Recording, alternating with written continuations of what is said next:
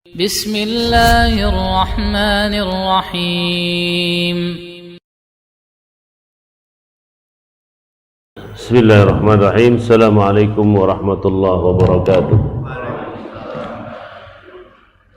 الحمد لله والصلاة والسلام على رسول الله محمد بن عبد الله وعلى آله وصحبه ومن والاه ولا حول ولا قوة إلا بالله. اللهم إنا نسألك الجنة ونعوذ بك من سخطك والنار. اللهم علمنا ما ينفعنا وارزقنا علما وارزقنا فهما. اللهم إنا نسألك رضاك ونعوذ بك من نارك وعذابك جهنم. اللهم صل وسلم على نبينا ورسولنا المصطفى محمد بن عبد الله وعلى آله وصحبه أجمعين.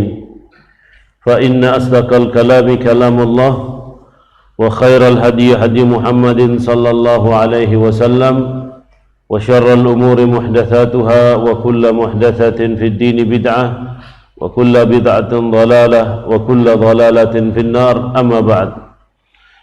إخواني في الدين rahimani Allah wa iyyakum. Alhamdulillah, ba'da salat subuh ini kita bisa berkumpul menasihati diri kita dan memperbaiki iman kita, memperbaiki tauhid kita kepada Allah Subhanahu wa taala. Mudah-mudahan Allah Subhanahu wa taala meningkatkan iman kita dan tauhid kita kepada Allah Subhanahu wa taala. Saudara-saudara, pembahasan kita pada pagi hari ini adalah sebuah pembahasan yang sangat penting, yakni membahas tentang masalah tauhid, bagaimana seorang memurnikan ibadah kepada Allah Subhanahu wa taala. Tauhid itu dari kata-kata wahhada yuwahhidu, artinya menjadikan Allah Subhanahu wa taala salah satunya sembahan, tidak ada yang lain. Wahhada yuwahhidu tauhidan. Ketika disebutkan nama tauhid, orang sudah menyangka, wah, ini apa maksudnya tauhid itu? Orang menyangka bahasanya tauhid itu menjadikan orang menjadi fundamentalis. Dengan tauhid itu orang bisa dijadikan menjadi radikalis. Dan juga dengan tauhid itu orang bisa keluar daripada nasionalisme. Ya. Pernyataan yang seperti ini sebetulnya itu adalah sebuah kesalahan yang besar, karena hakikat Allah Subhanahu wa taala menciptakan manusia ini untuk bertauhid, yakni memurnikan Allah Subhanahu wa taala dari berbagai macam perbuatan kesyirikan. Tauhid itu adalah ifradullah taala bil ibadah, Allah Subhanahu wa taala hanya zat Allah yang disembah, bukan yang lainnya. Ketika kita berbicara tauhid, maka kita akan berbicara tiga macam pembagian tauhid, yaitu tauhid rububiyah, tauhid uluhiyah, dan tauhid asma wa sifat. Tauhid rububiyah adalah sebuah keyakinan Allah yang menghidupkan, yang mematikan, yang memberikan rezeki, yang memberikan kematian, kemudian yang menciptakan. Itu namanya tauhid rububiyah. Ya. Jadi ketika ada ayat Allah Subhanahu wa taala, Allahu khaliq, Allah yang menciptakan, itu namanya tauhid rububiyah. Kalau ada firman Allah Subhanahu wa taala yang menyatakan Allahu innallaha huwar razzaq, berarti itu tauhid rububiyah. Ya. Semua yang berkaitan tentang penciptaan alam semesta ini, yang mana alam semesta ini diciptakan dengan begitu indah, begitu hebat, dan begitu luar biasa, itu adalah Allah Subhanahu wa taala. Yang menerbitkan matahari dari timur, Allah, itu namanya rububiyah. Kemudian yang menenggelamkan matahari itu adalah Allah Subhanahu wa taala. Yang memiliki hari kiamat itu adalah Allah Subhanahu wa taala. Ini namanya rububiyah. Rububiyah ini adalah hak ketuhanan Allah Subhanahu wa taala yang tidak boleh kita berikan kepada selain Allah Subhanahu wa taala.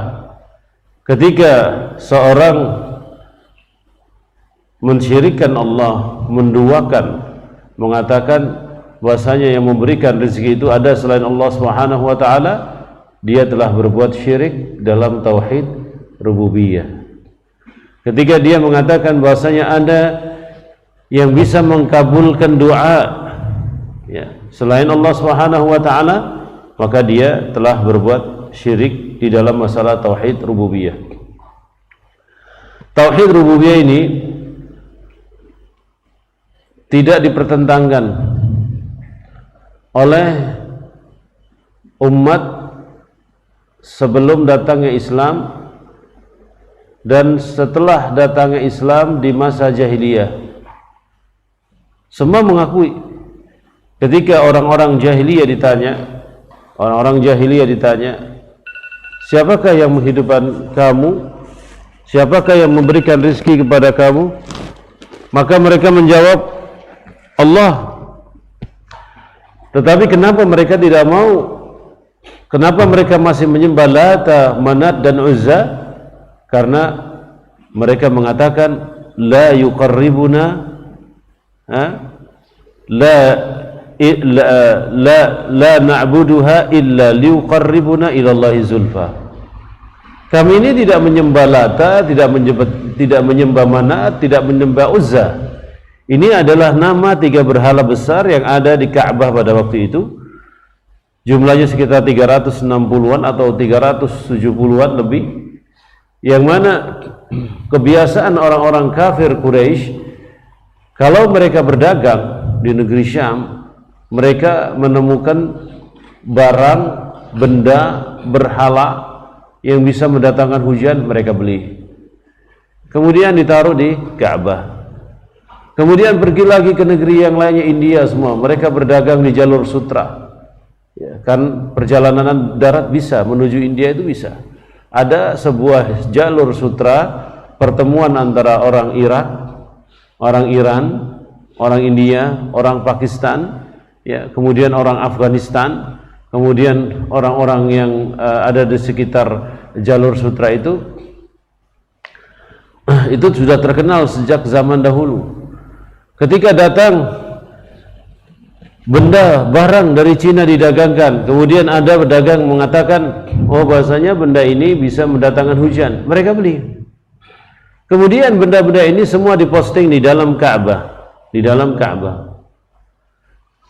Akan tetapi di sekitar Ka'bah itu ada 3 berhala besar yang dinamakan Manat, Lat dan Lata dan Uzza. Ini adalah yang paling besarnya dari semua berhala yang ada. Dan semuanya ini ternyata Manat itu nama orang saleh, Uzza itu nama orang saleh. Manat, Lata, Uzza itu semuanya nama-nama orang saleh. Kebiasaannya beda-beda. Yang satu tukang bikin roti, yang satu tukang sebar air, yang satu tukang nyiapin tempat tidur. Karena pada waktu itu Mekah dijadikan sebagai tempat tujuan dari dulu, karena di Mekah ini ada Ka'bahnya yang memiliki keunikan, dan ketika hati itu melihatnya, itu hati itu jadi tenang. Kemudian juga memiliki sebuah sumur, ya, sebuah sumur yang tidak pernah kering, yaitu sumur Zam-Zam. Allah Subhanahu wa taala dalam bertauhid selain rububiyah, kita dituntut untuk bertauhid uluhiyah. Uluhiyah itu artinya hak semua mayoritas ibadah hanya pada Allah Subhanahu wa taala. Itu dinamakan apa? Uluhiyah. Kemudian ada lagi namanya tauhid asma wa sifat.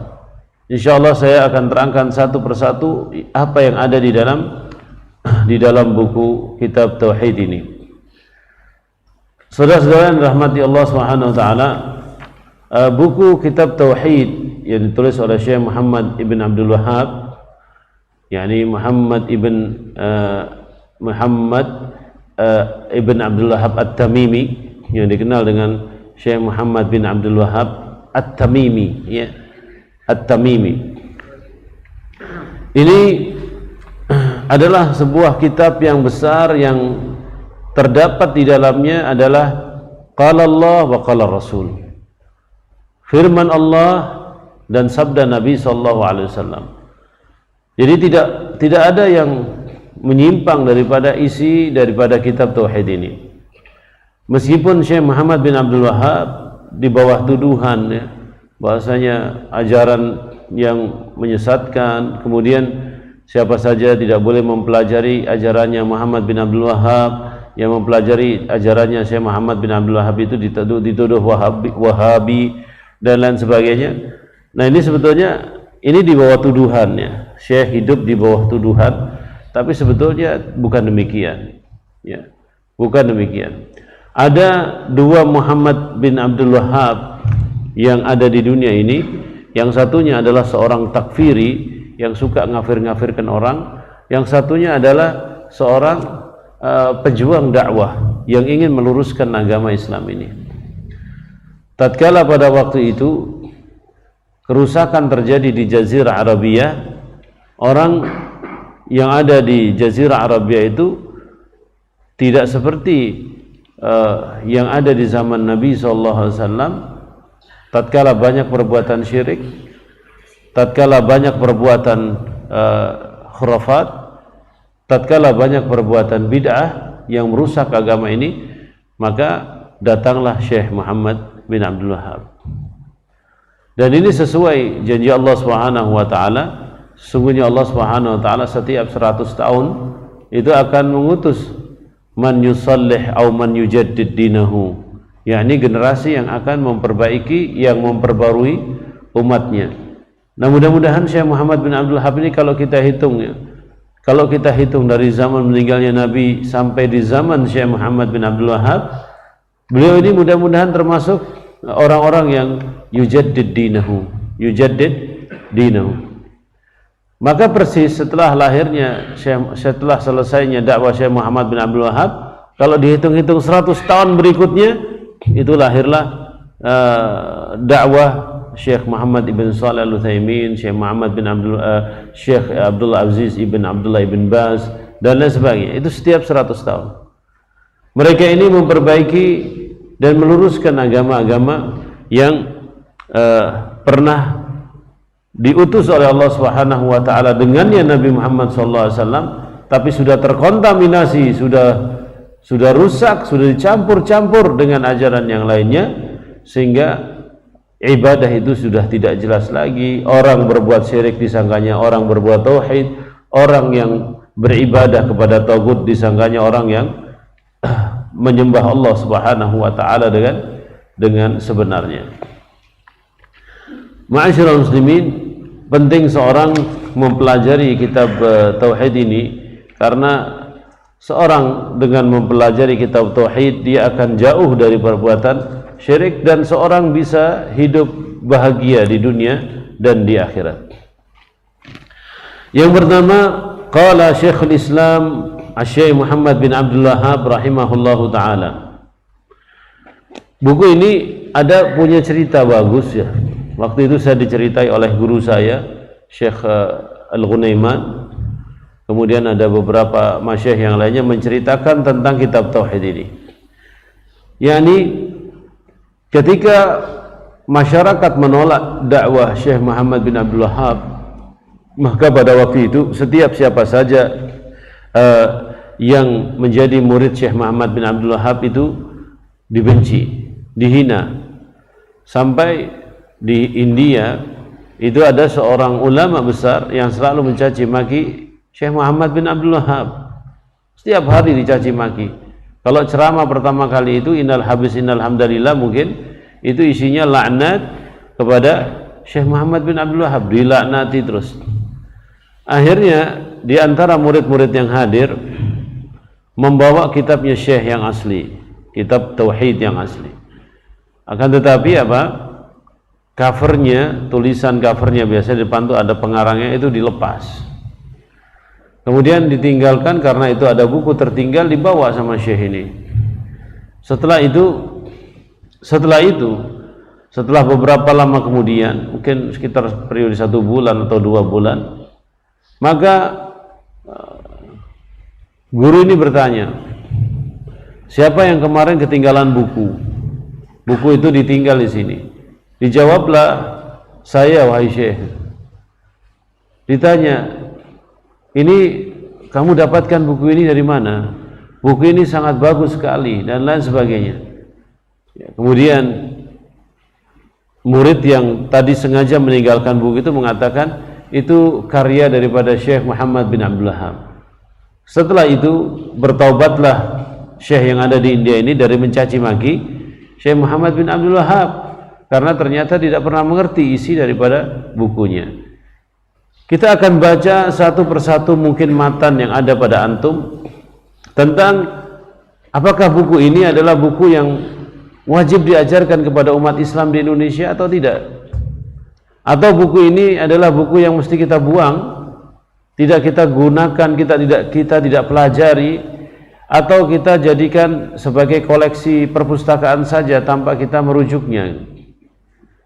Saya berkali-kali ketika ketemu sama beberapa teman-teman yang belum membaca bukunya Syekh Muhammad bin Abdul Wahab, itu mengatakan bahasanya buku Syekh Muhammad bin Abdul Wahab itu adalah buku radikalisme. Jadi kalau orang sudah baca buku itu jadi radikal, dan segala macam tuduhan yang dituduhkan kepada Syekh Muhammad bin Abdul Wahab diucapkan.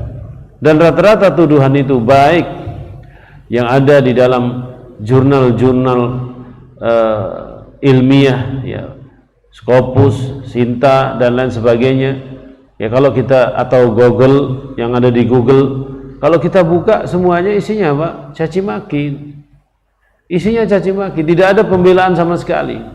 Tidak pernah ditegakkan secara riset, secara ilmiah bahasanya Syekh Muhammad bin Abdul Wahab ini pencetus daripada segala macam kerusuhan. Tidak pernah.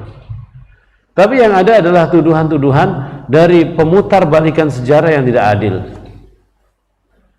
Kita disuruh, kita kadang-kadang begini, wah jangan belajar kitab ini kan alirannya aliran Arab Saudi, ini aliran keras dan lain sebagainya. Alhamdulillahirabbil alamin, orang banyak umrah ke Saudi, tidak ada kekerasan itu terjadi. Ya, bahkan semua madhab diakomodir. Orang pergi ke ibadah haji yang madhab Syafi'i diberikan kelonggaran melaksanakan madhab Syafi'i. Pernah tidak seorang yang bermadhab Syafi'i di Saudi Arabia, di Arab Saudi, dilarang untuk melempar jumroh pagi hari? Tidak pernah ada larangan. Melempar jumroh di malam hari tidak pernah ada halangan. Ya. Kemudian ritual ibadah yang lainnya tidak pernah ada. Nah, orang makanya heran, kadang-kadang orang menuduh Arab Saudi sebagai negara yang keras, negara yang mengerikan. Di sana ada badui-badui yang siap menggal leher Anda, digambarkan di sana hati-hati kalau mengucap gini salah, dan segala macam isu. Sehingga kalau orang sudah sampai ke negeri Saudi atau orang sampai ke Arab Saudi, itu mereka sudah memiliki rasa penolakan. Jangan begini, jangan begini. Ya, padahal ini negeri sangat makmur sekali. Ketika bapak dan ibu pergi di bulan Ramadan, tidak perlu bawa buka puasa ada di mana-mana.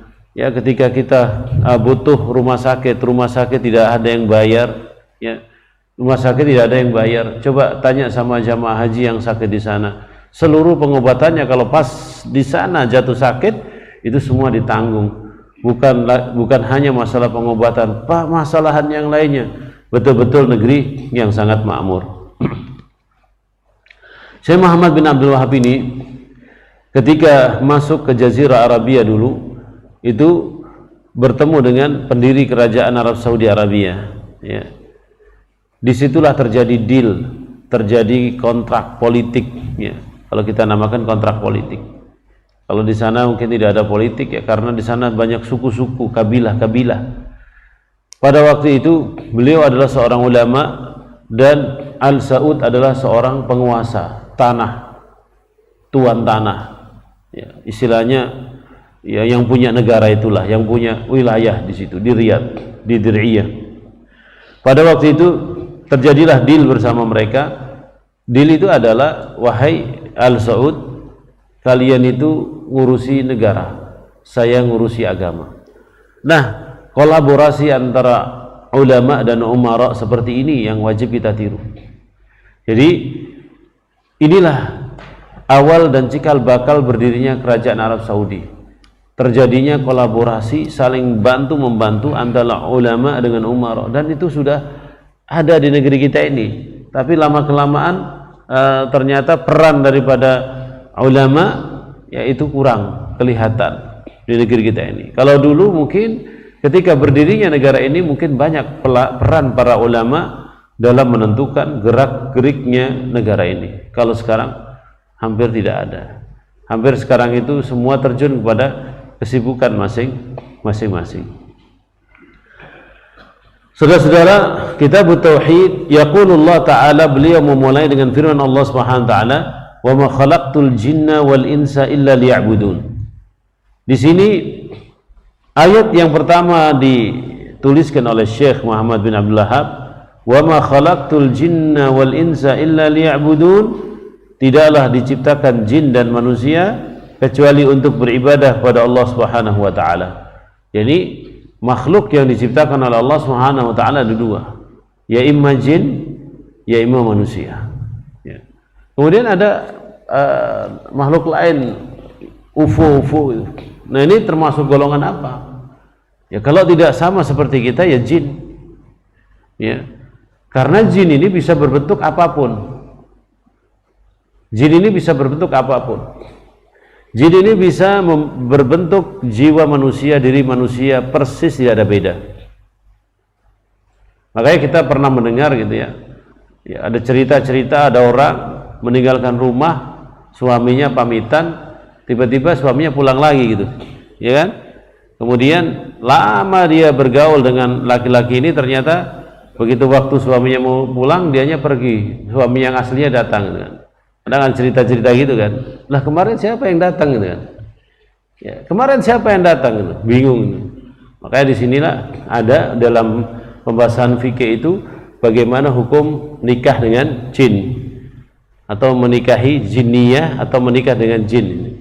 Ya, para ulama di situ punya berbagai macam pendapat, tapi masyhurnya, kuatnya tidak boleh, ya, masyhurnya tidak boleh. Nah, di sini Allah Subhanahu wa taala ciptakan bangsa jin dan bangsa manusia. Ini beda alamnya. Alam jin ada, alam manusia ada. Maka manusia jangan pernah istimta'. Istimta' itu mengambil manfaat, mengambil faedah dari bangsa jin. Karena ini akibatnya akan menjadikan manusia itu kufur dari Allah Subhanahu wa taala. Ya, seperti contohnya sekarang ini. Dan ini banyak sekali. Banyak sekali. Di negeri kita ini orang beristimta, ngambil kerjasama, ngambil manfaat dari bangsa jin, dan itu mohon maaf ya, biasanya dilakukan oleh dukun dan paranormal. Ya. Dan juga jangan tertipu kita dengan para ahli, para pakar ruqyah itu, ya, dengan nunjuk jarinya, dengan ini, hebat banget itu. Ya. Bisa jatuhkan orang, bisa menyembuhkan orang ini dan itu, hebat banget itu. Masya Allah. Nah, ini bisa jadi ada unsur talbisul iblis atau idrajul jin, ya, masuknya jin dalam tubuh dia, tapi jin ini mengatakan ente tidak menggunakan tenaga orang lain, ente yang gunakan tenaga Allah, tenaga Allah. Ya. Dan inilah yang menjadikan manusia itu akan kufur nanti di kemudian harinya. Makanya saudara-saudara yang rahmati Allah Subhanahu wa taala, kadang-kadang hal-hal yang demikian itu jadi acara komersil. Di YouTube, ya, di tampilan ustadz ini, ya, kemudian dia bisa ngantem dukun santet ini, dukun santet itu, dikomersialkan dalam acara-acara YouTube. Padahal sebetulnya dia sendiri menggunakan tenaga jin, bantuan jin dan lain sebagainya. Ciri-ciri orang yang menggunakan bantuan jin biasanya ditanya, nama ente siapa? Nama babeh ente siapa? Nama engkong ente siapa? 3 nama ini. Kayak tukang sensus. Ya. Nah, kalau ada pertanyaan seperti itu, fa'lam annahu ista'ana bil jin. Kalau ada orang nanyakan kayak gitu dalam pengobatan, fa'lam, ketahui bahasanya ini orang gunakan tenaga jin. Pasti udah. Ya. Mau masang akik, tanya dulu nama babe ente siapa, engkong ente siapa, nama ente siapa, babehnya sama engkongnya, ayah sama kakek, ya kan? Kemudian biasanya ditanya tuh maharnya itu, mau mahar berapa? Ya, segepok rupiah apa segram emas itu. Tidak minta fulus tapi dikatakan mahar. La haula wala quwata illa billah. Ya, mau berobat tidak bayar sini free, balas. Balas itu free, bahasa Arab pasaran, balas. Ya, maka ada pepatah al-balashu hali walau kana fi pinggir kali. Ya, ya ini Arab Badui, Arab Indonesia itu al-balas itu gratis ya. Sesuatu yang gratis itu manis meskipun adanya di pinggir kali itu. Rupanya tiap hari jalan pinggir kali ngeliat orang mandi itu. Itu Arab Badui biasanya gitu. Al-balashu hali walau kana di pinggir kali. Saudara-saudara rahmati Allah SWT, biasanya ditanya apa? Ditanya nama dia, nama bapaknya, nama kakeknya, baru cincin dimasukkan. Ya, nah, ini apa? Ini kebal nanti ente pakai ini, ya pakai aja sini. Saya silet tangan ente, kebal tidak. Nah, kalau seorang itu percaya, maka kebal. Kalau tidak percaya, bismillah, la haula wala quwata illa billah, maafi kebal, tidak ada kebal. Ya. Mau yang masuk di sana jin macam ini, macam itu. Kalau orang bertauhid pada Allah SWT, tidak ada. Kenapa orang-orang melihat orang kebal dan sebagainya? Karena yang menyaksikannya itu tidak bertauhid pada Allah SWT. Nah, ini yang mesti diperhatikan. Banyak sekali terjadi di Indonesia dan ini dianggap sebagai biasa, dianggap sebagai hal yang biasa. Baik itu yakni dari tokoh agama, dari ustadz, dari kiai, dari habib, dari ajengan dan lain sebagainya, dari buya. Ini pemberian buya, ini bisa ngebalin orang. Itu semua Harrat ibn Harrat, bohong, anaknya bohong. Ya, saudara-saudara rahmati Allah Subhanahu wa taala, ini istimta'ul insan bil jin. Orang menggunakan tenaga jin ini kalau kebiasaan bisa menjadikan orang itu kufur, dan hukumnya tidak boleh. Ayat mengatakan demikian, Rabbana istamta'na ba'duna bi ba'din fabalagna ajalana alladhi ajjalta lana qaran naru mathwaakum. Nanti di suatu ketika nanti, ya di hari kiamat nanti, yakni manusia itu ditanya, kenapa ente melakukan seperti ini? Ya Allah, dulu kami saling memberikan manfaat, manusia minta ini, ana minta ini, kata jin.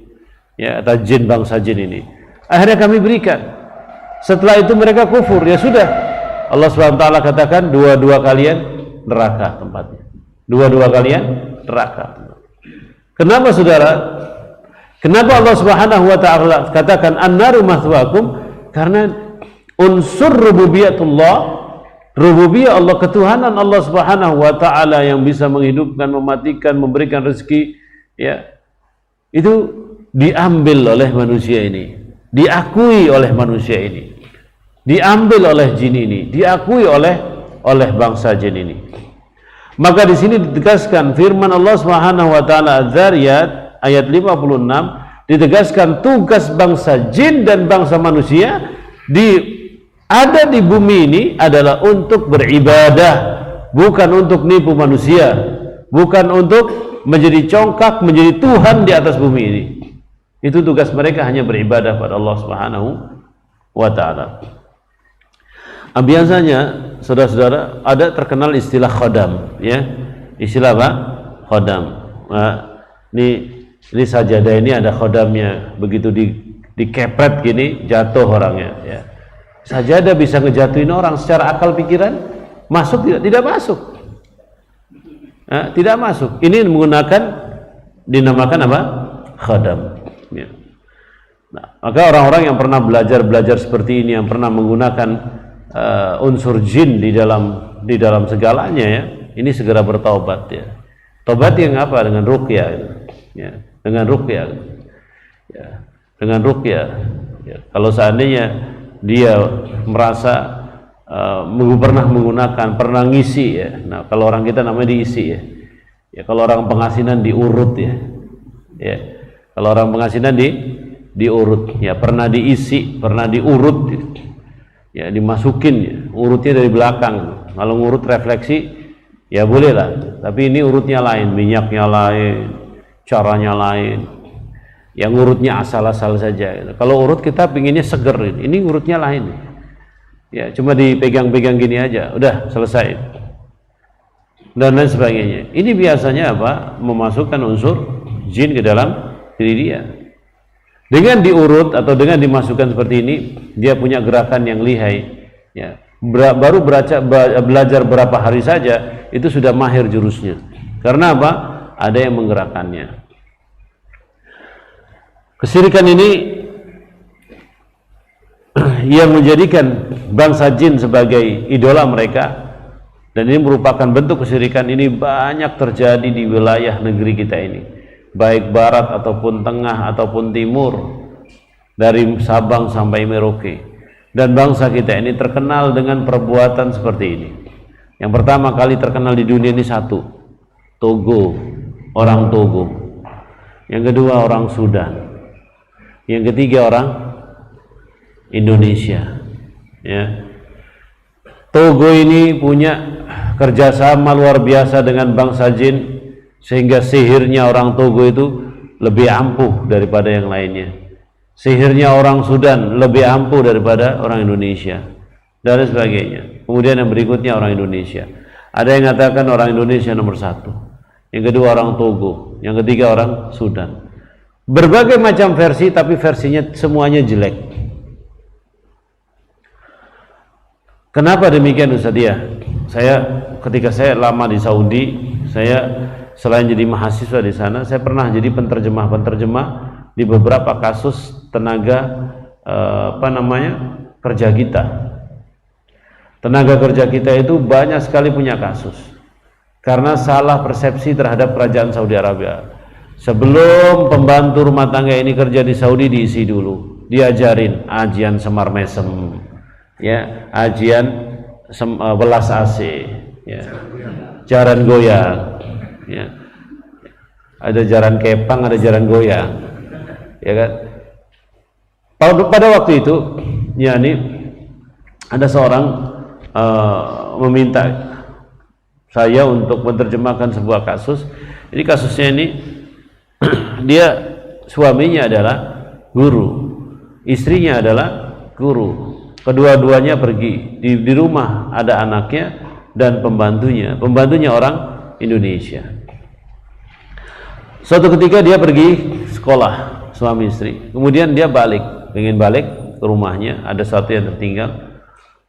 Maka di rumahnya itu menemukan anaknya, bayinya itu, pembantunya itu sedang nyapu, anaknya bergelantungan di atas tiang-tiang itu, kayak ada yang ngemong gitu, ya. Nah, kayak ada yang ngomong.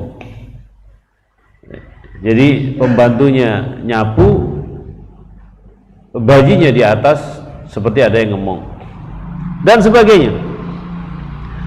Kemudian ada lagi seorang pembantu yang tidur di kamar majikannya bertahun-tahun, sementara majikannya tidur di kamar pembantunya. Ini tidak merasa. Setelah diteliti kasusnya, maka mereka membawa buku-buku demikian itu. Ada ajian ini, ritualnya begini, nanti mantranya seperti ini, bacaannya seperti ini. Ini ada.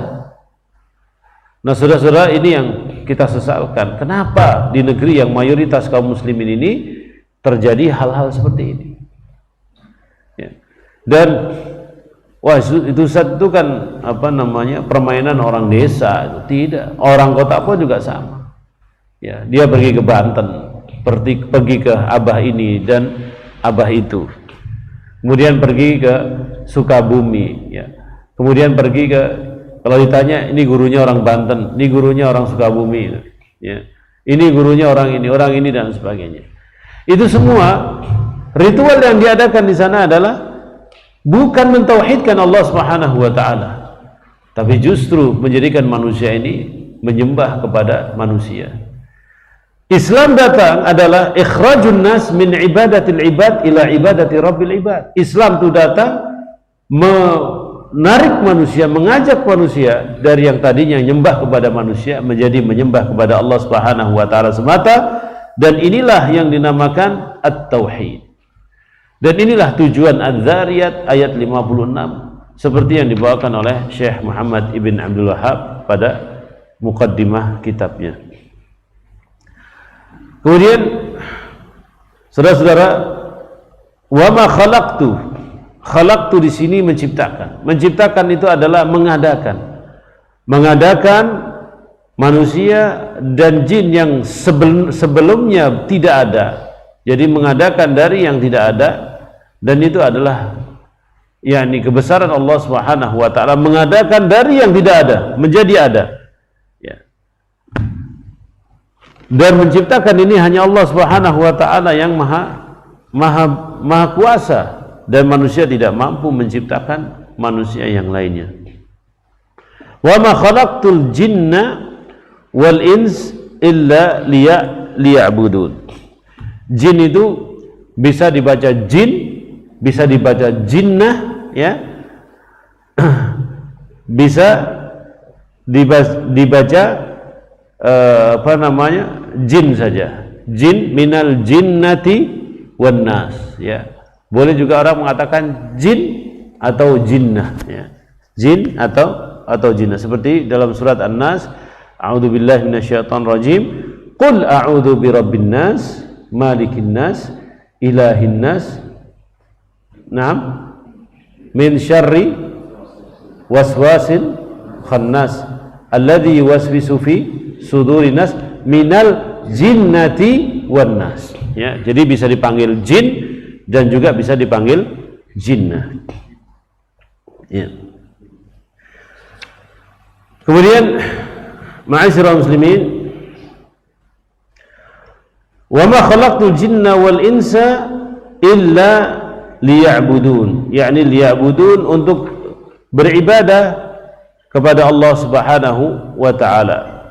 Ayat yang berikutnya An-Nahl ayat 36. Di dalam kitab itu An-Nahl ayat 36, a'udzu billahi minasyaitonir rajim, wa laqad ba'atsna fi kulli ummatin rasula an i'budullaha wajtanibut taghut.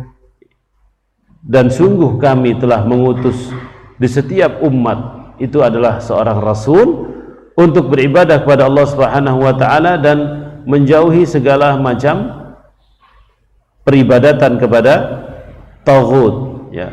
Walaqad, ini Allah Subhanahu wa taala sungguh telah mengutus di setiap umat. Indonesia ini umat atau tidak? Umat Indonesia ini. Apakah ada di sana seorang nabi atau seorang rasul yang diutus oleh Allah Subhanahu wa taala? Ya. Setelah Allah Subhanahu wa taala menciptakan manusia, mesti ada yang diutus ke sini. Karena ini adalah firman Allah Subhanahu wa taala yang sangat umum sekali. Wa laqad ba'atsna fi kulli ummatin rasulan an i'budullaha wastanibut taghut. Kenapa saudara-saudara? Ada pernyataan Allah, sungguh kami telah mengutus, supaya manusia itu tidak beralasan lagi. Karena apa? Nanti ketika datang pengadilan Allah Subhanahu wa taala, ada orang seumpama mengaku, ya, dia ini belum pernah mendengar Islam, belum pernah melihat nama Islam, pokoknya belum pernah kenal Islam. Ini bagaimana nanti di pengadilan akhiratnya? Maka orang yang seperti ini dinamakan ahlul fatrah. Ahlul fatrah. Ahlul fatrah ini orang yang tidak pernah mengenal nama Allah, nama Rasul, Al-Quran tidak pernah kenal, dia hidup di pedalaman, ya, dan lain sebagainya. Dia tidak pernah kenal Islam sama sekali. Orang seperti ini nanti ketika di hari kiamat dia dijadikan ahlul fatrah, ditawarin dulu. Kalau dia mau masuk Islam, insya Allah dia diampunkan dosanya dan masuk surga. Kalau dia ternyata tidak, maka dia dianggap ahlun nar, ya. Seperti itu. Kemudian pertanyaannya, apakah di Indonesia ini ada kelompok seperti itu? Ada kelompok seperti itu, tidak pernah disentuh sama Islam. Kemudian kalau suku-suku yang terasing, tapi dia ini tidak pernah meluk agama Islam, nah itu ada sejarahnya. Kenapa mereka tidak meluk agama Islam? Seperti contohnya, saya berikan contoh tentang sejarah orang Baduy yang ada di Lebak. Baduy di Lebak itu termasuk ahlul fatrah tidak? Tidak. Kenapa? Karena mereka tiap hari jualan madu Jakarta kan ngelihat nama orang Islam itu kan, jualan golok gitu kan, sudah mendengar Islam itu. Ya. Dan ada penceramah-penceramah ke sana, jalan dari Lebak sana. Ya. Dan ngerti ada masjid, ngerti ada ini. Ini bukan ahlul fatrah. Ahlul fatrah itu orang suku yang terasing, tidak pernah tahu Islam itu apa. Ditanya agamanya, tidak pernah tahu agama apa. Dan itu ada penduduk-penduduk terasing. Ya. Nah, kalau di Baduy Lebak banyak sekali penziarah ke sana dan juga mubalik-mubalik yang mendakwakan pada Islam. Nah, ini harus diislamkan ya, ketika kita sayang sama mereka agar mereka menyembah pada Allah Subhanahu wa taala semata. Ketika ditanya agama mereka adalah kepercayaan. Nah, ini selalu dikatakan agama kepercayaan. Dan agama kepercayaan ini dulunya tidak pernah dimasukkan sebagai bentuk agama. Ya. Baru saat-saat ini ada usaha untuk memasukkan kepercayaan ini sebagai bentuk agama. Setelah beberapa agama lain lolos dimasukkan sebagai agama resmi di Indonesia, maka aliran kepercayaan berusaha untuk memasukkan. Ya. Nah, ini kemerosotan sebetulnya. Kepercayaan itu aliran kepercayaan mengakui Allah, tidak mengakui Allah Subhanahu wa taala. Dia selalu mengatakan yang maha dan sebagainya. Tapi siapa ditanya itu? Ya bukan Allah Subhanahu wa taala. Ya. Nah, ini aliran kepercayaan. Seperti contohnya aliran kepercayaan ini diaplikasikan dalam kehidupan nyata, dalam kehidupan masyarakat kita, seperti aliran Sunda Wiwitan. Ya, aliran kepercayaan kebatinan ini dan lain sebagainya. Ini semua mengingkari akan adanya Allah Subhanahu wa taala. Di sana ada ya Tuhan-Tuhan selain Allah Subhanahu wa taala. Tuhan itu ada di pohon, Tuhan itu ada berbentuk ini, berbentuk itu. Makanya mereka sangat menghormati apa yang dikatakan bagi diri adalah Tuhan. Kenapa mereka berada di pohon besar? Karena yakini di sini ada Tuhan, di sana ada Tuhan. Tuhan yang mereka anggap adalah yang bisa memberikan kehidupan dia, ya, kematian dia selain Allah Subhanahu wa taala. Ajaran Sunda Wiwitan atau ajaran-ajaran yang lainnya, dan inilah yang diperangi oleh Allah Subhanahu wa taala melalui pengutusan rasul-rasulnya. Misi para rasul ini dua. Ani'budullah, ibadah kepada Allah, dan menjauhi taghut. Taghut itu apa? Setiap peribadatan selain Allah Subhanahu wa taala. Apa saja bentuknya. Taghut dari kalangan manusia, taghut dari kalangan jin, ya.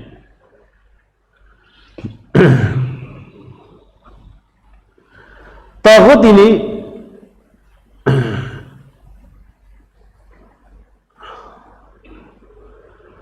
taghut ini bisa terjadi di kalangan manusia, bisa terjadi di kalangan jin.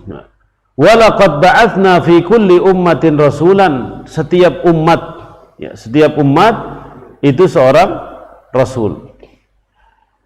Umat adalah kelompok manusia yang dipimpin oleh seorang, yaitu dinamakan umat.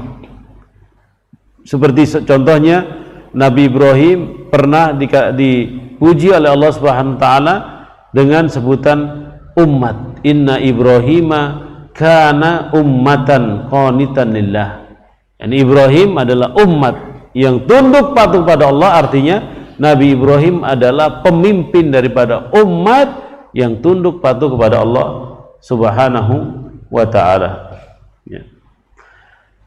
Hikmah diutusnya para nabi dan para rasul. Apa hikmahnya, saudara-saudara? Nah, ini peringatan bagi mereka yang suka ngaku jadi nabi palsu ya. Di Indonesia ini sudah berkali-kali nabi palsu itu muncul. Ya. Bukan hanya nabi palsu yang muncul, jadi hayalan-hayalan ada kerajaan-kerajaan lainnya itu juga muncul. Akhir-akhir ini di tengah kondisi masyarakat Indonesia yang berada di persimpangan jalan, ya ini macam-macam nama-nama yang muncul itu. Ya di Sunda ini ada namanya kerajaan Sunda, ya. Ada di Purwakarta sana ya kerajaan Jawa dan lain sebagainya. Semua pengen mengaku sebagai pemimpin umat. Semua pengen mengaku sebagai pemimpin umat. Dan disayangkan ketika mereka mengaku pemimpin umat, mereka membawa ajaran agama. Yang mana ajaran agama ini tidak ada unsur menyembah atau mentauhidkan Allah Subhanahu wa taala. Jadi yang ada adalah justru menjadikan sesembahan-sembahan selain Allah Subhanahu wa taala. Kalau dulu Allah Subhanahu wa taala mengutus para rasul, para nabi dan rasul, sekarang tugasnya siapa memberantas kesyirikan ini? Yani innal ulama warathatul anbiya, tugasnya para ulama. Jadi tugasnya para ulama itu pertama, ya tugasnya para nabi dan rasul itu pertama, dan itu diwariskan kepada para ulama. Pertama, iqamatul hujjah. Iqamatul hujjah ini apa, saudara-saudara? Iqamatul hujjah ini mendirikan, menegakkan, menyampaikan hujjah. Hujjah itu dalil. Tidak boleh seseorang menghukumi orang ini kafir kalau orang ini belum pernah mendapatkan hujjah. Meskipun sampai kepada orang ini hujjah, sampai kepada ini dalil, sampai kepada orang ini agama, kemudian dia masih ingkar kepada agama, pun tidak boleh seorang itu mengkafirkannya, karena mungkin orang ini masih punya keraguan. Gitu. Nah, ini mungkin yang membedakan Ahlus Sunnah wal Jamaah dengan Jama'atut Takfir. Kalau Jama'atut Takfir tidak, ini hujjah benar. Ente kalau tidak terima hujjah ini, ayat ini, hadis ini, ente kafir. Nah, itu kan. Ya. Dan tugas para nabi dan para rasul bukan demikian, menyampaikan urusan hidayah itu urusan Allah Subhanahu wa taala, urusan ngafirkan orang bukan urusan dia, itu urusan Allah Subhanahu wa taala. Yang penting hujjah ini disampaikan. Tugas yang pertama, nabi dan rasul menyampaikan hujjah, ya. Walaqad rusulan mubasyirina wa mundirin, seperti yang ada dalam surat An-Nisa 165. Surat An-Nisa 165 itu tugasnya para rasul. Yang kedua, tugasnya para rasul itu memberikan rahmatan lil alamin. Rahmatan lil alamin, ya. Dalilnya Al-Anbiya 107, wa ma arsalnaka illa rahmatan lil alamin. Jadi menjadi rahmat untuk alam semesta, menjadi rahmat untuk alam semesta. Ya, saya mau tanya sama ibu, kok bisa sih manusia itu diutus untuk rahmat alam semesta? Siapa yang bisa jawab? Alam semesta, saya berikan contoh. Alam semesta termasuk bulan, termasuk bintang, bukan begitu kan? Ya kan? Pohon, gunung. Kok bisa sih manusia ini memberikan rahmat kepada alam semesta? Siapa yang bisa jawab? Manusia ini menjadikan rahmat, ya. Nabi Muhammad itu menjadikan rahmat untuk alam semesta. Manusia kemudian mengikuti ajaran Nabi Muhammad, dan manusia itu memberikan rahmat bagi alam semesta. Silakan jawab. Ada yang bisa? Yang bisa dapat kopi? Kopinya Pak Kemu. Nabi memberi kepada Allah, kemudian kepada umatnya. Iya. Jadi ternyata pengutusan Nabi itu membawa rahmat bagi alam semesta. Manusia yang mengikuti ajaran Nabi pun juga memberikan rahmat, diperintah untuk memberikan rahmat bagi alam semesta. Saudara-saudara, Manusia kalau berbuat syirik, Allah murka tidak? Murka. Takadus samawat, hampir-hampir bumi, langit itu jatuh hancur sebab manusia itu mensyirikkan Allah SWT. Orang itu berbuat syirik, Allah murka. Ketika Allah Subhanahu wa taala murka, apa yang terjadi? Semuanya tidak stabil, alam tidak stabil. Ya, hujan tidak stabil. Ya, sekarang waktunya ini waktunya hujan kan. Ternyata tidak ada hujan. Disebabkan apa? Perbuatan manusia. Karena manusia itu tidak beriman pada Allah, terjadilah kemaksiatan. Salah satu bentuk kemaksiatan itu pengundulan hutan. Dan Indonesia ini sebagai negeri jantung ya, dunia, ya, paru-parunya dunia, hutan habis. Anda pernah baca sebuah penelitian itu 2030, 2050 sampai itu sudah mulai Jakarta bagian, bukan Jagakarsa ya, itu tenggelam, itu air laut sudah di atas. Makanya mau banyak sekali yang pindah ke sini kan. Ya, ke Jakarta ya, ke mana? Ke Jakarta, Jagakarsa ya. Ya. Kalau Jagakarsa tenggelam ya sudah kiamat. Ya. 2030 air laut itu. Makanya yang mau bisnis perumahan ya daerah yang tinggi-tinggi lah. Yang tinggi-tinggi, jangan rendah-rendah. Nah ini saudara-saudara yang dirahmati Allah SWT, coba lihat rahmatan lil alamin, perbuatan manusia ini perbuatan syirik. Pengaruhnya kepada alam semesta. Ketika manusia itu berbuat kesyirikan pada Allah SWT, menyebabkan hatinya tutup, maksiat, jadi batu, dia tidak peduli dengan apa yang dia makan, semuanya dimakan. Ya, dia melakukan penipuan untuk makan, dia melakukan pembohongan untuk makan dan lain sebagainya. Ya. Bansos sikat, ini ambil. Karena nih hati ini sudah menjadi batu. Pertama hati itu menjadi batu karena dia berbuat syirik pada Allah Subhanahu wa taala, mensekutukan Allah sehingga tidak takut Allah. Allah tidak disembah, Allah diduakan. Dia tetap jungkir balik salat tapi hatinya belum bersih. Hatinya belum bersih. Nah ini. Itu wa ma arsalnaka illa rahmatan lil alamin. Ya. Kemudian fungsi diutusnya Nabi dan Rasul adalah menerangkan jalan ke surga. Menerangkan jalan ke surga. Ya, karena itulah tugas para Nabi dan Rasul. Mereka tidak punya kuncinya surga. Ingat, tidak punya kuncinya surga. Tidak punya tanahnya surga. Ada orang yang jualan, ini anak jualan tanahnya surga nih. Kalau ente beli ini sekian tuh langsung masuk surga. Ana jual kuncinya surga. La haula wala quwata illa billah. Nah, unsur pengkultusan kepada orang-orang yang menjual kuncinya surga, tanahnya surga dan sebagainya ini luar biasa di negeri ini. Ya. Orang yang penting sudahlah, yang penting ente hadir di majelis ana. Ilmu paham tidak paham itu bukan urusan kamu, yang penting kamu hadir. Ya. Seperti itu. Dibikin umat ini tidak bisa berpikir, dibikin umat ini hanya fanatik buta kepada sang guru tersebut. Udahlah, jangan ngaji seru-seru, nanti jadi radikal. Udah, ngajinya cukup ini saja. Bukan demikian.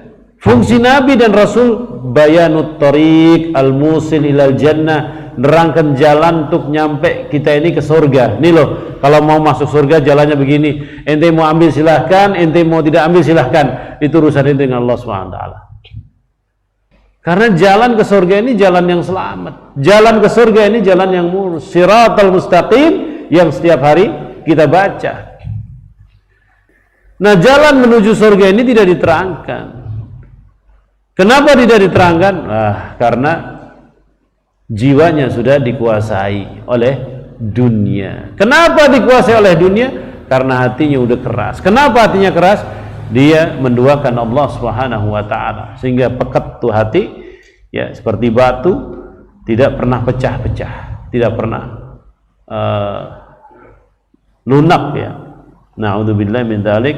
Mudah-mudahan Allah Subhanahu wa taala bukakan hati kita semuanya. Amin ya rabbal alamin. Ya. Demikian, mudah-mudahan bermanfaat. Silakan, ada pertanyaan?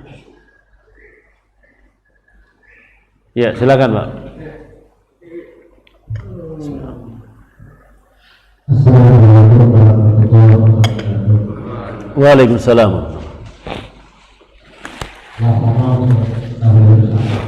Bahwa pada itu manusia kita mungkin dan manusia berbeda.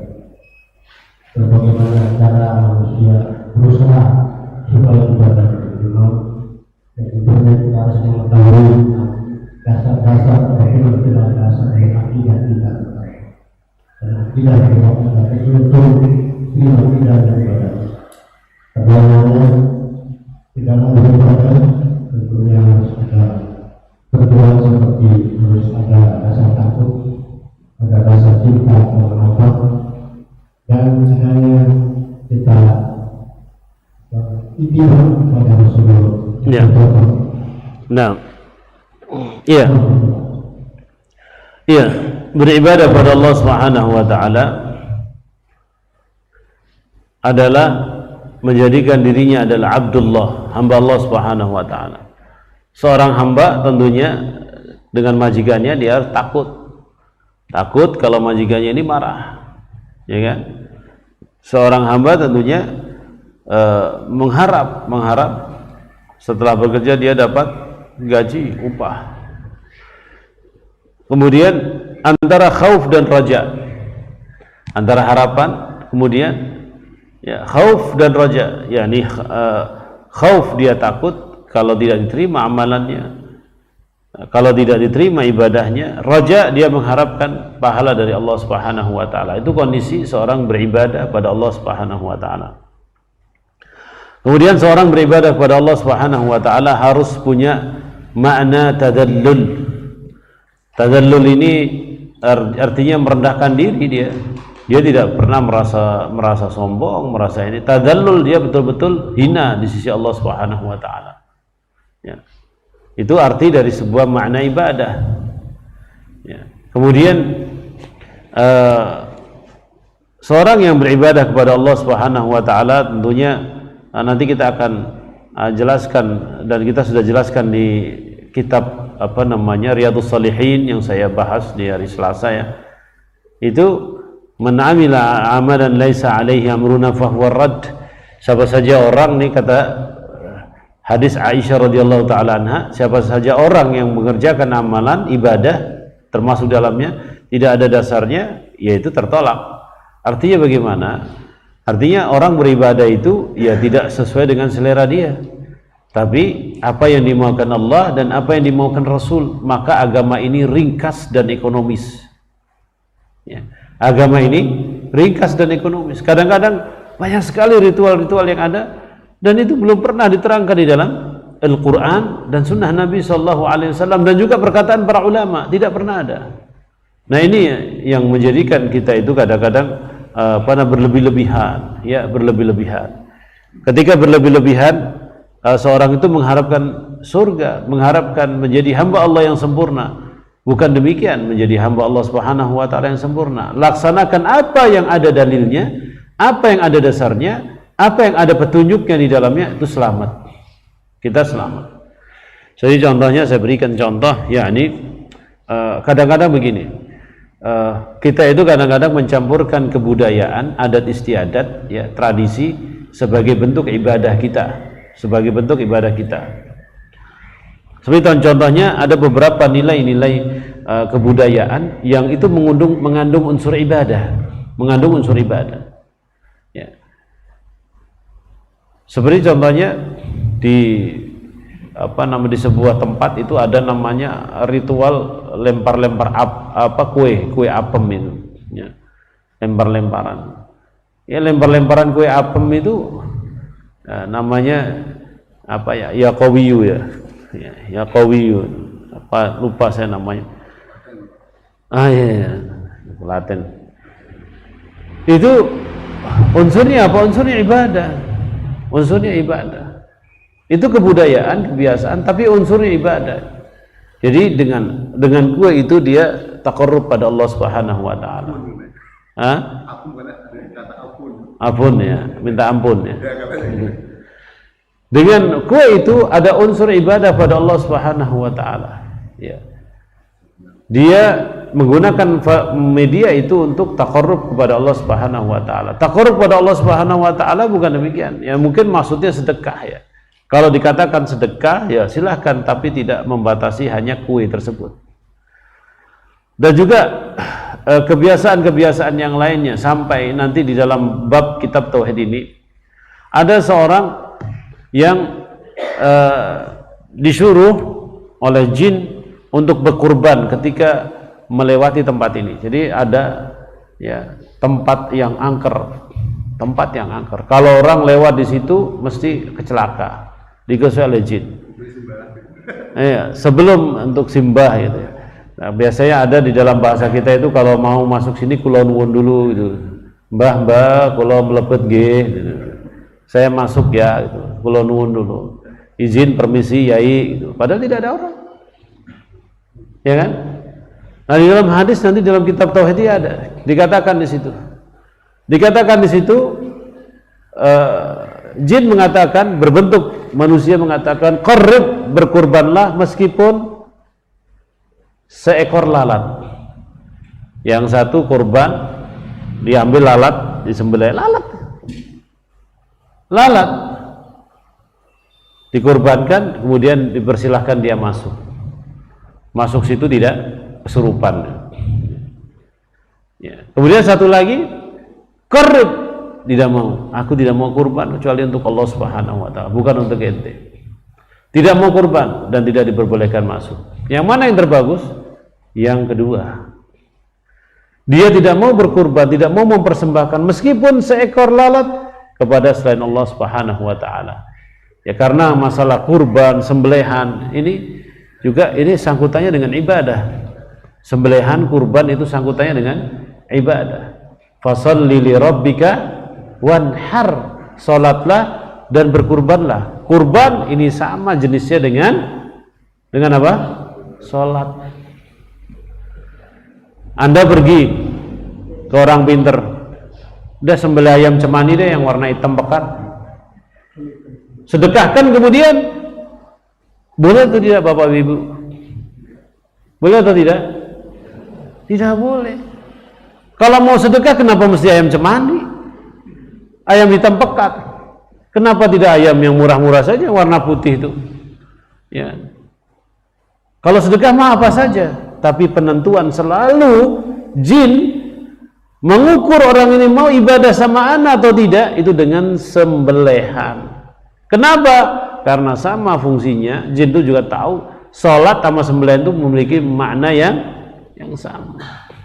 Maka sembelihan dalam Islam, ya sembelihan dalam Islam nih, itu adalah sebaik-baik amalan di hari kurban adalah sembelihan. Kurban. Ya, ada kita pergi ke orang pinter itu. Dah mahar deh, mahar. Ya. Apabila ada mahar yang kaitannya sama sembelihan, pasti nih jin nih yang berbuat nih. Ini jin nih, kerjaannya jin ini. Ya, ngomong sama agen-agennya, ya agen, Mbah Fulan, ngomong suruh ini, suruh itu. Dan biasanya dibungkus dengan bungkus-bungkus baik. Ini baik untuk anak yatim ini sembelihannya. Ya Allah, kenapa mesti sembelih? Anak yatim masih butuh tas sama pensil. Iya kan? Sekarang butuh kuota anak yatim itu untuk belajar online. Kan begitu. Butuh beras untuk makan, kenapa sembelihan? Ini termasuk ciri-ciri kesyirikan yang dipelihara oleh banyak orang. Nah, ini hati-hati yang demikian ini. Ya, maka tanyakan dulu kalau ada orang nyuruh sakit lama, sakitnya aneh, beli kambing. Ya, nanti kalau kambing ini disembelih, kalau hatinya penyakitnya akan pindahin penyakit di kambing itu. Ya, dan manusia tertipu. Begitu kambing itu sembelih dibuka ternyata hatinya itu hitam. Wah, ini penyakitnya udah pindah, udah sembuh. Siapa yang mau makan kambingnya? Ini adalah permainan jin, saudara-saudara. Kemudian juga permainan jin agar manusia ini kufur pada Allah dengan telur. Ya, kalau disebutkan dalam hadis dzubab di Indonesia ini dengan telur. Itu paling ringannya. Orang tidak merasa dia sudah dibawa ke dalam dunia syirik kepada Allah Subhanahu wa taala. Nah, ya, jadi Bapak ketika beribadah itu ada tata caranya bagaimana ibadah itu menjadikan seorang menjadi hamba Allah Subhanahu wa taala yang sempurna. Nah, silakan yang lainnya. Iya, silakan.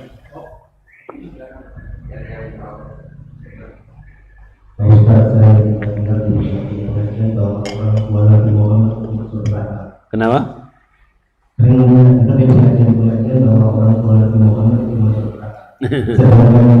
Orang tua Nabi Muhammad adalah hidup dalam patrol ya. Ini khilaf di kalangan para ulama. Ya. Kalau saya tidak cenderung untuk membahas masalah ini. Pertama satu, kalau saya bisa terangkan berapa pendapat para ulama, ada tiga. Ada tiga pendapat para ulama. Yang pertama pendapat yang paling kuat itu zahirul hadis, zahir daripada hadis itu. Yang kedua adalah al-jam' bainal hadis. Pendapat yang kedua menggunakan mengkombinkan dengan berbagai macam hadis. Yang pertama adalah teks daripada hadis itu sendiri, dia textbook memahami hadis itu. Yang kedua adalah combine dalam memahami hadis, jadi ambil hadis dari sana. Yang ketiga adalah mentakwilkan ya makna hadis tersebut. Tiga-tiganya pernah disebutkan dalam kitab fikih. Tiga-tiganya disebutkan dalam kitab fikih. Pendapat yang pertama adalah pendapat yang kuat. Di situ sedang menerangkan kedudukan, bukan sedang menerangkan keutamaan. Jadi perasaan tidak boleh main di situ. Perasaan tidak boleh main. Karena manusia itu gini. Manusia, kalau kita lihat segitiga ini ya, kita katakan akal di atas kita ini, maka sebelah kanan kita ada namanya fitrah manusia ya. Yang sebelah sini adalah nafsunya manusia ya. Antara fitrah dengan nafsu ini yang berhukum, yang bisa menghukuminya adalah akal kita. Maka akal itu mau disetting dengan apa? Kalau settingannya dengan hawa nafsu, maka jadilah akal itu hawa nafsu. Kalau disettingnya dengan fitrah itu pemberian Allah, yakni Al-Quran, Sunnah dan sebagainya, maka akal itu selalu menghukumi segala sesuatu dengan apa yang dimaukan Allah dan apa yang dimaukan Rasul sallallahu alaihi wasallam. Dia tundukkan hawa nafsunya di bawah perintah Allah dan perintah Rasul sallallahu alaihi wasallam. Pembahasan tentang di mana orang tua Nabi sallallahu alaihi wasallam, ya, saya katakan tadi pendapat yang pertama yang paling kuat adalah zahir hadis. Zahir hadisnya mengatakan demikian.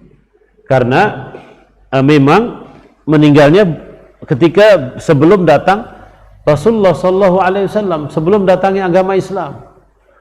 Dan pendapat antum tadi bahasanya nanti dimasukkan ke dalam ahli fatrah, itu adalah pendapat salah satu ulama dan boleh kita berpegang kepada pendapat itu. Kenapa? Ini salah satu upaya memaknai hadis. Salah satu upaya memaknai hadis Nabi SAW. Jadi bukan hanya Al-Quran saja yang boleh ditafsirkan, hadis pun juga boleh ditafsirkan. Hadis pun juga boleh dimaknai. Hadis pun juga boleh dimaknai. Bukan berarti orang yang mengatakan orang tua Nabi SAW itu anta wa abuka finnar. Orang itu bukan berarti dia benci kepada keluarga Nabi. Tidak sedang demikian. Ya, tidak sedang demikian mereka berkata. Tapi di sini sedang menerangkan bahwasanya hubungan itu sebetulnya adalah hubungan iman. Hubungan iman antara kita dengan orang yang ada di sekitar kita ini adalah hubungan iman. Seperti Nabi Nuh ketika meninggalkan kapalnya dan anaknya tenggelam di dalam air banjir yang begitu besar, ya. Nabi Nuh berdoa kepada Allah SWT, itu anakku, itu adalah anakku. Apa jawab Allah SWT?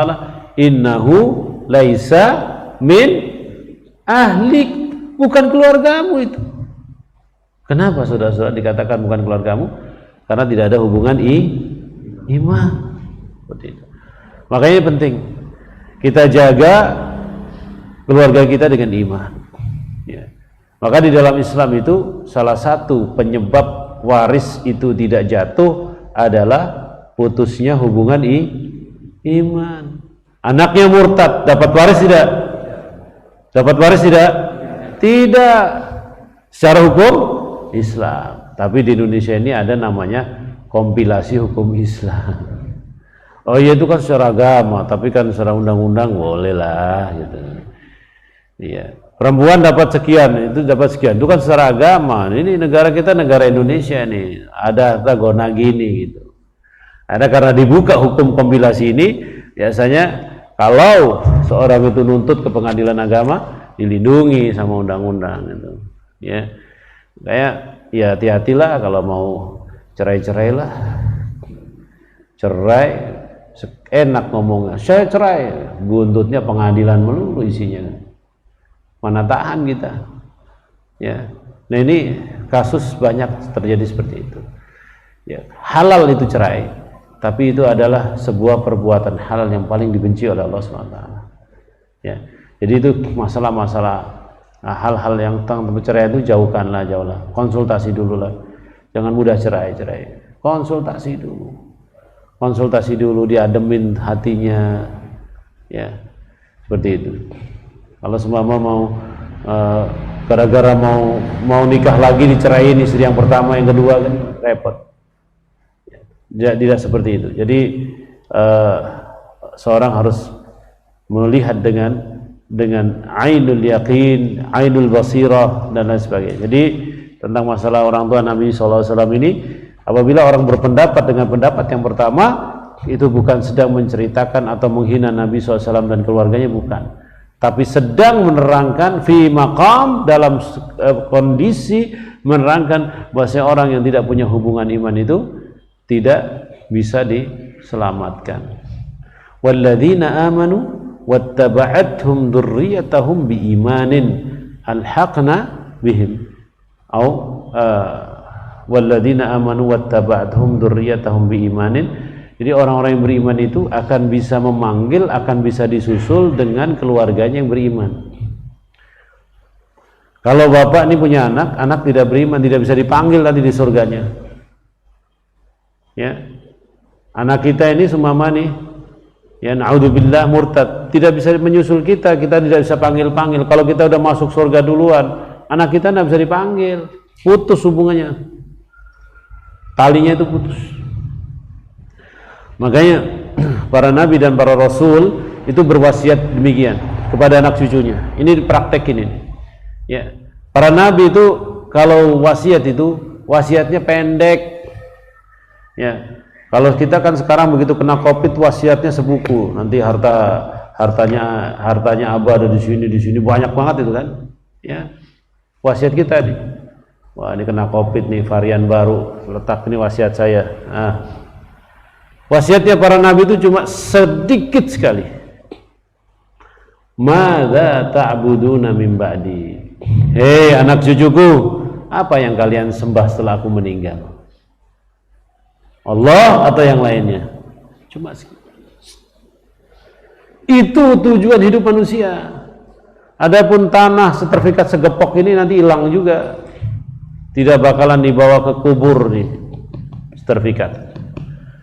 Deposit ini tidak bakal dibawa kubur, emas segepok tidak bakal dibawa kubur.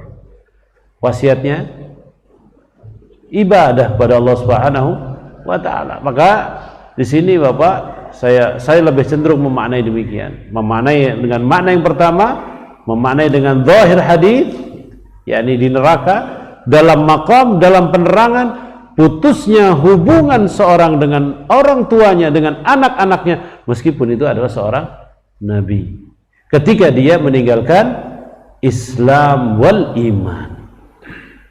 Penting nih belajar buku ini nih. Kalau perlu diajak tuh semua anak istrinya. supaya ini jadi bekal, mau kuliah dimanapun, mau kerja dimanapun, tapi ente tetap bertauhid pada Allah Subhanahu Wa Taala. Mau jadi apapun terserah, yang penting ente tidak berbuat syirik. Kenapa saudara? Kenapa? Saya beritahu. Sekarang kesyirikan itu dikemas dengan kemasan yang bagus sekali lewat film-film Korea, drama-drama Korea. Ya Allah, ayah, ya Allah, kakek, kalau kita jadi kakek, kasihan anak-anak kita. Ya, bahkan ada pernyataan tidak ada Tuhan kecuali K-pop. Status-status anak zaman sekarang, ngeri kan? Ya. Sampai suatu ketika ada orang tua maksa anaknya masuk pesantren. Tidak mau anaknya masuk pesantren. Lebih baik saya pindah agama daripada masuk pesantren. Ini generasi pendidikan, generasi apa? Generasi internet, generasi Z. Ya kan, namanya generasi habis milenial kan Z ya, ya kan. Sebenarnya Z ini kalau kita maknai namanya aja Z itu enak banget Z. Kalau saya namakan generasi zero, zero. Apa itu zero? Nol, nol iman, nol Islam.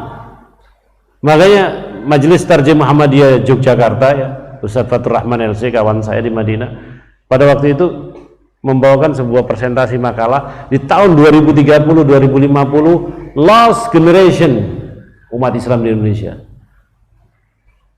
Ya, lost generation, hilang, generasi kita hilang. Ini masjid ini bakalan sepi nih kalau kita tidak bergerak dari sekarang. 2 tahun anak-anak kita dididik dengan tampak pendidikan yang benar ya, mereka belajar daripada ini namanya gadget dan sebagainya, ngebuka orang tua ada masa bodoh, yang penting anak saya diem dan ganggu ibunya masak dan ganggu bapaknya kerja, wes kasihkan. Akhirnya mereka berselancar di dunia maya, ketemulah misi-misi pemurtadan yang dibawa oleh Korean pop, Korean drama Korean dan sebagainya. Ini kemasan baru sebetulnya. Film-film Korea, drama-drama Korea adalah kemasan baru Yahudi dan Nasrani untuk masuk ke Asia Tenggara. Kalau yang dikemas penampilan barat kan langsung barat dari barat. Tidak, ini dari Asia yang lagi digandrungi oleh anak-anak kita. Coba kita lihat ya, perhatikan. Kalau bapak dan ibu ya sebagai pernah memperhatikan generasi milenial dan generasi Z dalam berinteraksi setiap hari, mereka memakai gelang, mereka memakai ini, ikatan hitam artinya apa, ikatan ini artinya apa. Ya, sampai di lemari-lemari mereka itu ada apa? Ada benda-benda yang mana kalau kita rujuk kepada film-film Korea, ini mengandung unsur kesyirikan. Ini bisa merekatkan hati, ini bisa, ya Allah, ini tradisi Korea masuk Indonesia. Kemarin tradisi syirik ala Indonesia udah masuk, ini tradisi syirik ala Korea masuk. Kenapa itu terjadi? Karena tidak pernah ngerti hukum itu semua. Kan di dalam buku ini nanti kita terangkan nih, man alaqa tamimatan, siapa yang gantungkan kalung, gelang di leher dan sebagainya, tapi keyakinannya adalah untuk ini dan itu perbuatan syirik pada Allah Subhanahu wa taala. Itu yang namanya lost generation, Bapak dan Ibu. Ayo sama-sama nih kita perang ini. Mumpung kita masih hidup, ya kan? Umur kita berapa sih? Ya mudah-mudahan varian-varian yang lain jangan datang deh, cukup dah varian Delta. Ya, capek kita kan? Ya, ini ada lagi varian yang lain, dengernya anak tanya sama Ustadz Fahmi kemarin. Ada varian baru nih, ada Ustadz namanya MU, kayak pemain bola saja itu. Iya kan? Chelsea gitu, MU apa Chelsea gitu. Nah ini ya itu tergantung, kita bukan nakut-nakuti ya, tapi kondisinya memang seperti ini ya.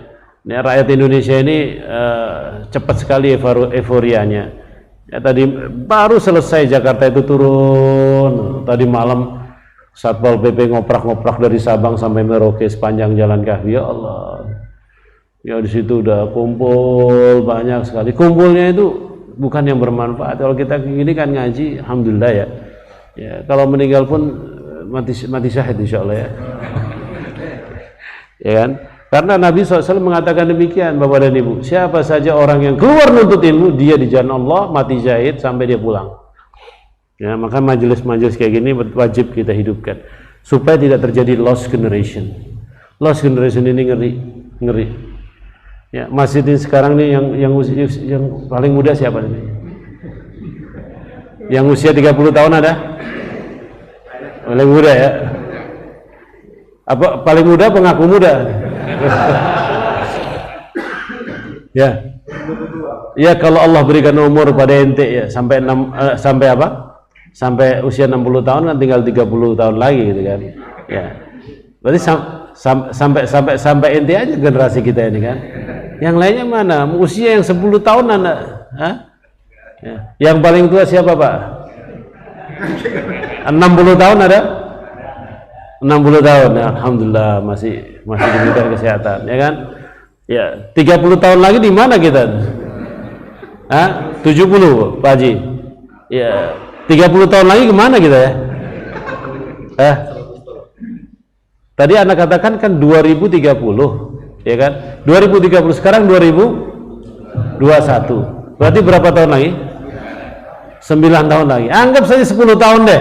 Mudah-mudahan Allah panjangkan umur kita semuanya. Ya, 2010 tahun lagi nih. Apa yang kita lihat pada generasi ini? Ya. Nah, ini semangat kita untuk menjadikan kitab tauhid ini makanan kita tiap hari. Ya.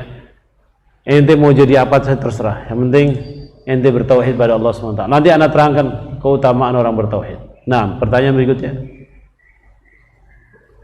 Silakan.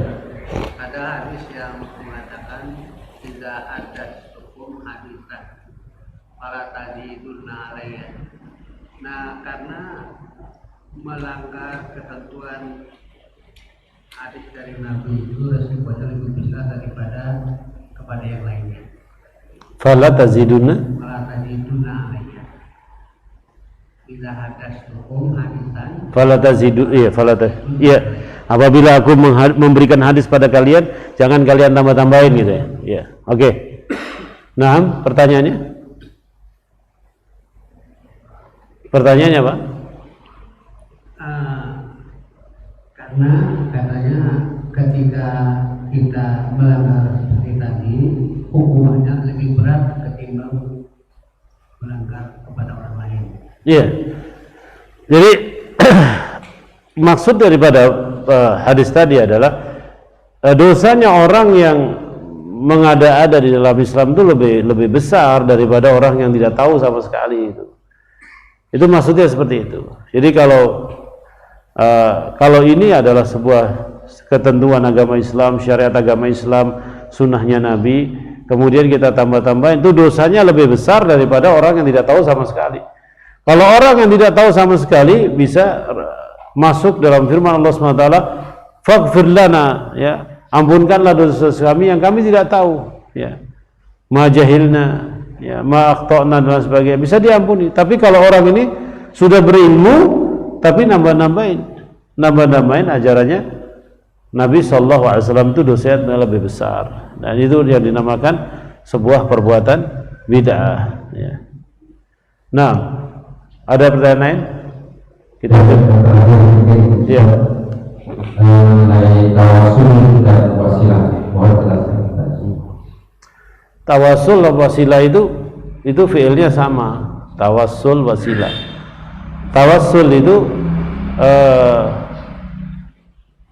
sama wasilah itu adalah sama. Wasilah, tawasul itu adalah sebuah makna dari kata tawassala ya tawassalu, tawassulan, ya, mutawassilun, mutawassalun, ya, kan ada namanya dalam ilmu sharaf itu ilmu tasrif, ya, seperti contohnya kata yaktubu, katban kitabatan wa huwa katibun maktubun, uktub la taktub, ya, katibun maktubun kutiba yuktabu, ya. Tawassala ya tawassalu, tawassulan, mutawassilun. Orang yang bertawassul itu namanya mutawassil. Orang yang sedang melakukan tawassul namanya mutawassil. Yang ditawassuli namanya mutawassal, ya, itu. Jadi semuanya ini tawassul itu adalah menjadikan perantara, Ya, menjadikan perantara, merasa dirinya banyak dosa, ya, yang bisa menyampaikan hajatnya dia adalah orang lain yang lebih soleh, dia bertawassul. Ya, dia bertawassul. Tawassul ini boleh atau tidak? Ya. Tawassul ini ada dua macam. Tawassul mamnu' dan tawassul masyru'. Ya. Tawassul yang boleh, tawassul mamnu' yang dilarang, sama tawassul yang masyru'. Masyru' itu yang disyariatkan. Ya. Yang mamnu itu apa? Yang mamnu itu adalah apabila seorang itu bertawassul dengan yang telah meninggal dunia. Bertawassul dengan yang telah meninggal dunia. Ya. Kenapa? Karena orang meninggal dunia itu sudah alamnya alam barzah, sebuah kehidupan yang lain. Wa min waraihim barzakhun ila yaumi yub'atsun. Jadi ketika orang itu meninggal, dia berada di alam barzah. Alam barzah itu alam yang lain. Jadi barzah itu sebuah kehidupan awal daripada kehidupan akhirat yang mana kita tidak bisa masuk ke dalamnya. Ya, kalaupun seandainya nanti kita bertemu dengan ruh, ya, kalau kita sudah masuk bertemu dengan ruh-ruh yang ada di sebuah alam barzah itu, roh itu tidak bisa bicara. Kita ketemu, semua kita ketemu orang yang sudah meninggal dunia. Anda melihat ketemu sama ini.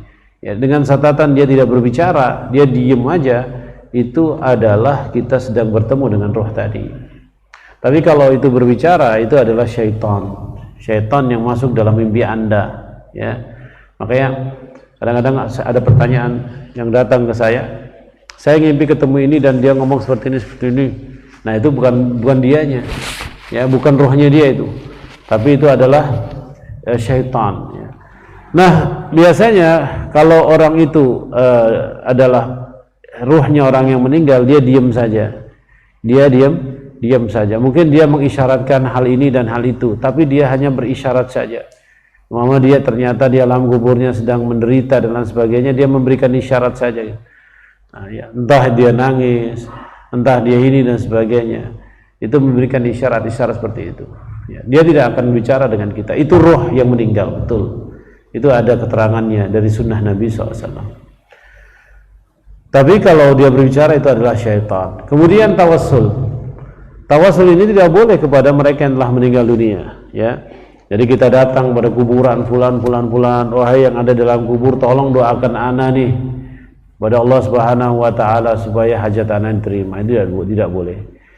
Tapi tawassul yang boleh, ya, adalah tawassul kepada orang-orang soleh, ya. Orang-orang soleh itu boleh. Tawassul dengan amal yang soleh juga boleh, ya. Ya, tawassul dengan amal yang soleh juga boleh. Ini insya Allah nanti keterangannya panjang lebar ada diterangkan oleh Imam An-Nawawi, ya, dalam kitabnya Riyadhus Shalihin. Mana tawassul yang boleh, mana tawassul yang tidak boleh. Kemudian termasuk di dalamnya tawassul kepada Nabi Sallallahu Alaihi Wasallam. Tawassul kepada Nabi Sallallahu Alaihi Wasallam itu tidak dibenarkan, ya, karena Nabi SAW sudah meninggal dunia. Maka yang wajib bagi kita adalah kita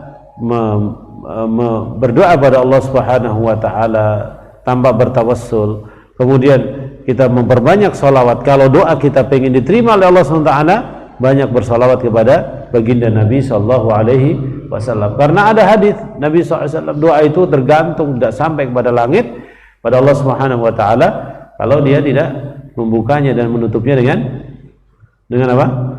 Dengan salawat pada Nabi sallallahu alaihi wasallam. Yani salawat ini punya keutamaan yang besar sehingga Imam Syafi'i rahimahullahu taala pernah membuat dan menulis bukunya tentang masalah salawat kepada Nabi sallallahu alaihi wasallam. Nah, barakallahu fiik.